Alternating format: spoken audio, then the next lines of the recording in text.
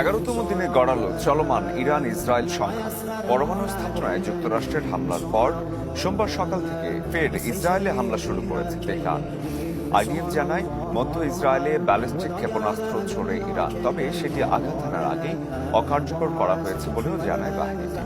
এর আগে রোববার দেশটির 10টি স্থানে হামলা চালায় তেহরান, যাতে হাইফা, তেল আবিব সহ কয়েকটি অঞ্চলে আহত হয়েছেন প্রায় 90 জন। থেমে নেই জায়নবাদীরাও। মধ্য ইরানের কয়েকটি স্থানে চলছে জোরালো হামলা, যাতে ইস্পাহানে একটি অ্যাম্বুলেন্স বিধ্বস্ত হয়ে প্রাণ গেছে 3 জনের। তেহরানে আইডিএফ এর 2টি হার্মিস ড্রোন ভূপাতিত করেছে বিপ্লবী গার্ড। এদিকে জাতিসংঘের নিরাপত্তা পরিষদে পাল্টাপাল্টি অভিযোগে ইরান ও ইসরায়েলের প্রতিনিধিরা।